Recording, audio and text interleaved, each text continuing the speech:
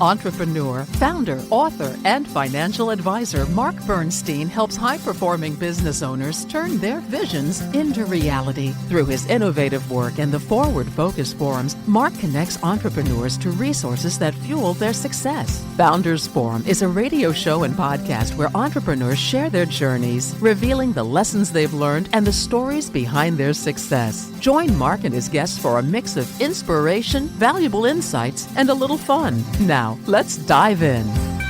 Good morning, America. How are you? This is another cloudy day in Philadelphia, cloudy winter day. How's our level there, Tyler? They're perfect. Okay, great. Okay. So we have a new engineer. I didn't hear it. The volume changed between the music and my headphones, so sorry about that. Anyway, we're here today with Mike Martin as our co-host. Mike Martin is, give me 1 second to get his stuff out, but Mike is, his company is, well, his book, he's an author, is The Self-Fulfilling Formula. His company is Top Down Strategies. He's a TEDx speaker, business coach, and technology leader. Welcome, Mike. Yeah, thanks. Happy to be here. And I'll introduce our guest in a minute. But before we do that, our topic of the day, I've got a quote for you. I collect quotes. And many of you know that I'm a follower of Dan Sullivan, the strategic coach, and went through his program. And I just think he's an outside-the-box thinker, and he's created a lot of new kind of thinking. And I've got a number of his quotes from his books, but this one I like a lot. Your number one responsibility as an entrepreneur is to protect your confidence. And I've got thoughts about what that means because I've been through his program, and that's really like the heart of his program. But Mike, what does that mean to you? Yeah, so I love that quote. I'll apply it back to my core, right, which is the self-fulfilling formula, the book, right? And the formula for thriving in this world is mental, social, and execution fitness. And so that quote to me really resonates with the mental fitness component of that. Super fast story. When my parents took me to kindergarten, my father told the kindergarten teacher that my IQ was tested. It was extremely high and expect me to be the best student. The catch was my dad totally made that up. He created a self-fulfilling prophecy for me. Wow. Love that. Yeah. So I had the belief at the core there was that I was an excellent student, and I became one, right? So very nice. This to me is you become what you think about. You become what you think about. And your confidence is about your mental fitness and the belief you have in yourself. So protecting that is critical to making that whatever prophecy be real. I'm an entrepreneur. I'm an author. Whatever it is for you, protecting your confidence and having that unshakable belief, super powerful. Wonderful. The first name of our guest today, I want to introduce him in a minute, is Hikari. Hikari, what occurs to you about that quote? I think being an entrepreneur is an act of, faith and contrarianism. You're often seeing something early in the market, something that most people have not seen and not executing against. That's why no one's done it yet. That's why no one's been successful at it. And the reason why no one's been successful at it is because it's probably really hard. And so you have to have confidence in yourself throughout, through that journey as you kind of overcome each one of these challenges that, to like fulfill your vision and see through the opportunity. And so that could be very fast. That could take a long time. And I think in some ways, being a great entrepreneur or being a great investor, it's a similar thing of, you're making a contrarian bet that no one's really seen yet. You have to see through that thesis, execute against that thesis, and you need to have faith throughout that process. And if you give up, I think the biggest difference between successful people and people who aren't successful is really ultimately that the people who aren't successful give up. Successful people always manage to pull through the failures. And so, and confidence and faith in yourself is, I think, a very key anchor of that. So I love what both of you had to say about it. You both talked about acquiring confidence and having it. So since I've been through the strategic coach, I'll just add a little bit of dimension to that. How do you protect it once you have it? As an example, another quote of Dan Sullivan's is Frank Sinatra didn't move pianos. So imagine if he's this singer and he's getting ready and all the mental preparation he has to do that, and his only job is to go out on the stage and sing. But prior to the show, he had to move the piano, and change his clothes and move the piano and do like physical work and all that. Would he be as well prepared to do what he does? So one of the things is you figure out what your unique ability is and what brings the most value to your whoever your audience is, and your company, and you protect it by having other people do everything else. That's one. I mean, that's one of many ways, but that's one of the things that occurs to me, that you find your unique ability, you delegate the rest, you find the people that are best at what they do around you. We talked about that a little bit in our last show, and that was what helps protect your confidence, so that you're doing. Your energy is all focused on what it is you should be doing. Yeah. Stick to the things you're the best at. Yes. So Hikari Senju is the founder and CEO of Omneky, a generative AI company based in San Francisco. So he's joining us here from San Francisco today, that personalizes and orchestrates omnichannel creative content. Hikari previously studied computer science at Harvard, founded an ed tech company, which he sold to Yup.com and became its head of growth. Omneky was founded in 2018 and has raised over $13 million in seed money from SoftBank, AIX Ventures, and Village Global. The company is the first mover in generative advertising and was the first generative AI company to pitch as a finalist at TechCrunch Disrupt, and most recently was highlighted in Jensen Huang's GTC keynote. Mike, you're a technology guy yourself, so I'm sure you'll have some good questions for Hikari. Yeah. And Hikari, welcome. Thanks for being here today. Thank you, Mark. Thank you, Mike, for having me. I'm really excited to be here. And yes, I'm calling from beautiful San Francisco. Great weather today. In the 60s and such. And so, we're in the 60s too, but it's kind of like raw and cloudy, rainy. So but it is what it is. Yeah. San Francisco, beautiful weather though. I love it out there. Yeah, me too. So tell us your story. Kind of how you got into this, and we'll have a lot of questions for you along the way. Yeah, I grew up in Westchester, New York, and the reason why I grew up in Westchester, New York, is because it's near the IBM headquarters. My grandfather worked at IBM, and so that's also why my mother went to the same high school that I did, in Horace Greeley High School. And so early on, it definitely was early kind of milieu of technology. On breaks, going with my grandfather to see demos, and because he became a venture capitalist afterward. Early access to learning to program early, competing robotics competitions, just enjoying making things, and then just in some ways getting some intuition of the exponential rate in which technology evolves and accelerates. Separately, my dad's a painter, and so I also grew up going to art studios and painting alongside my dad growing up. And developing some kind of intuition related to colors and balance, and how do you have harmony in a design, and how do you create a visual experience for people. I got into Harvard. I got into MIT and Princeton and many of these other schools. Ultimately chose to go to Harvard, but cross-register at MIT, focusing on machine learning and AI. And it was there at MIT, actually taking a class there, that I saw the early generative AI models, and that's really where everything comes together.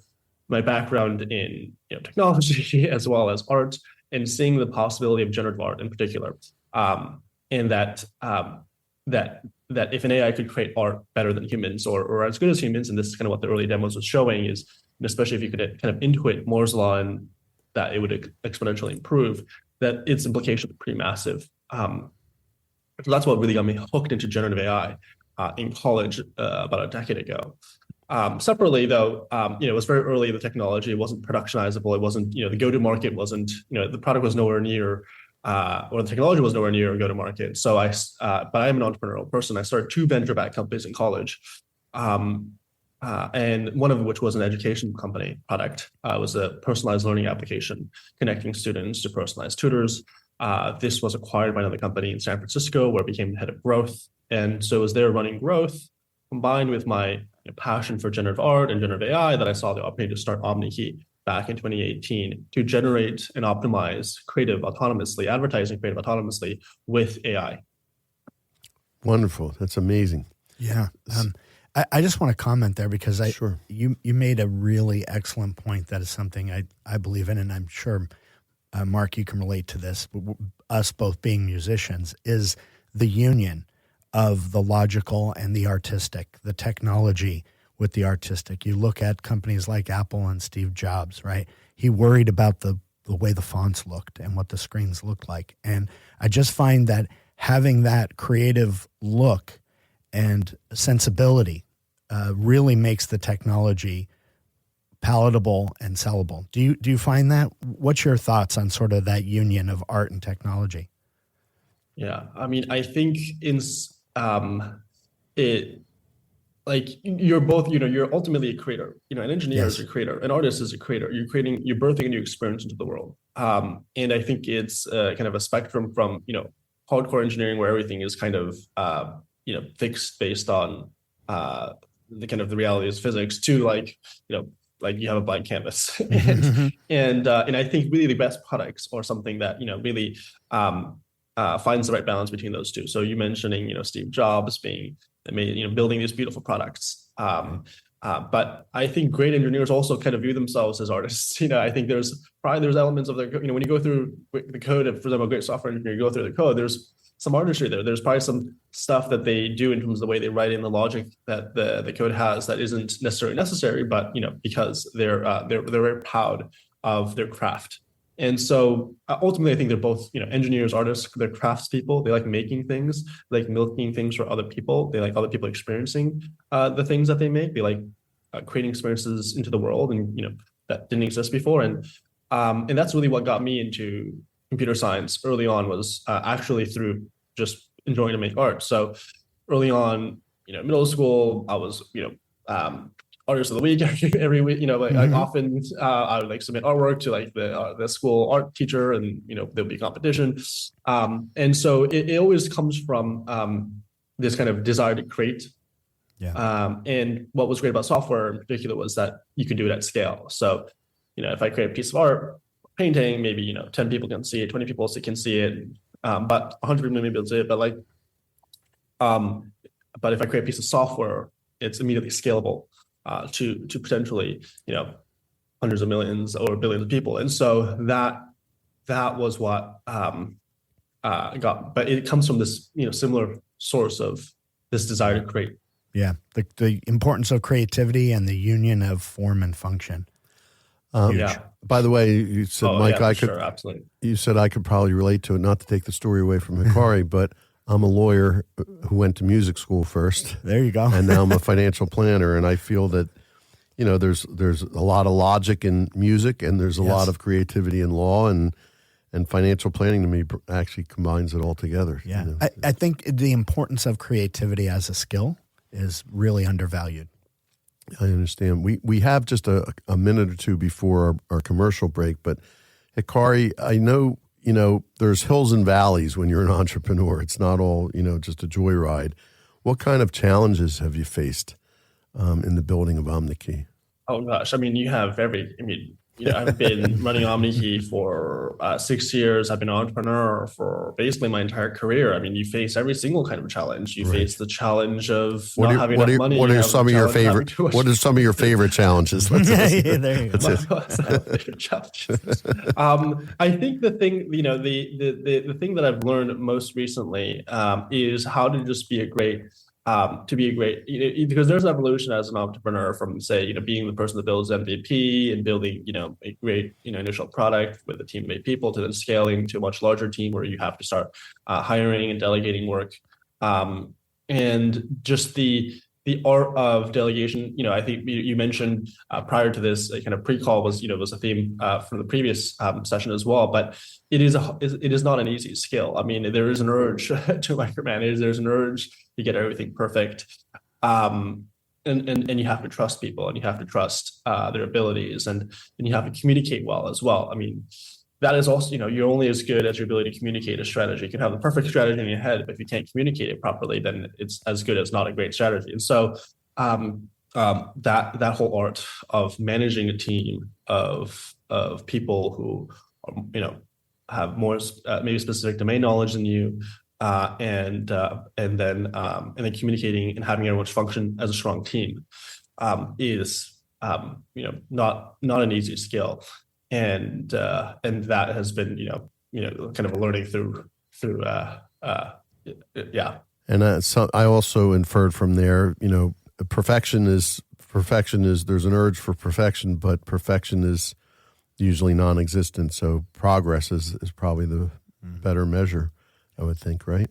Absolutely. It's every day just seeing, are you putting one foot in front of the other, or are you, what have you accomplished today? And then just, I think at the end of every day, really being proud that, at least we moved one step forward in some key initiative, throughout the org. I think the CEO, you run both engineering, products, marketing, sales, financing. And so you have to be good at least be able to supervise all those things. And so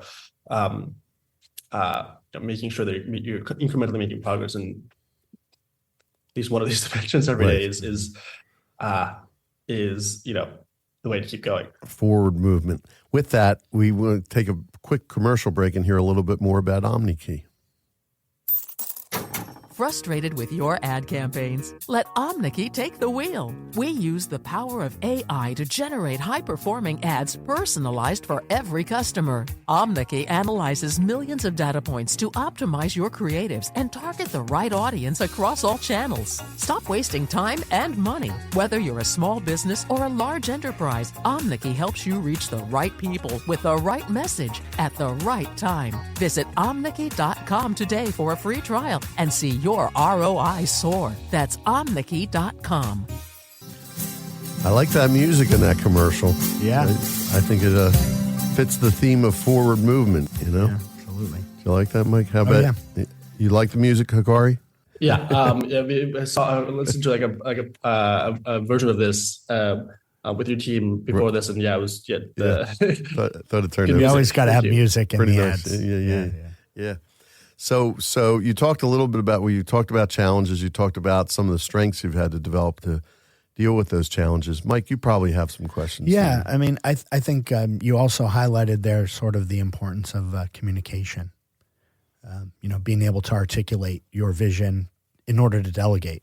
Talk a little bit about the importance of saying no and having, other people take over. As a CEO, it's hard to let go. So how do you deal with that? Yeah, absolutely. I mean, at the end of the day, and you mentioned Frank Sinatra earlier, is that, you have a job and you can't do everyone's job. I mean, you're not going to be, everyone has to focus on their core area. If you're doing somebody else's job, then you're not doing your job. And so, it's about, there's that, I think, great Jim Collins, quote, which is, you got to get the right people in the bus and you got to get the right people in the right seats in the bus. That is the key important thing of having a, elite team is everyone's in the right position. They know what they're doing and they're the best in that position. Yeah. Love Jim Collins. We were talking about this on our last show, but what's your methodology for making sure you get the right people in the right seats? Yeah, I mean, I think it's about keep holding people accountable to what they say and what you kind of agree on is required as a team. So, and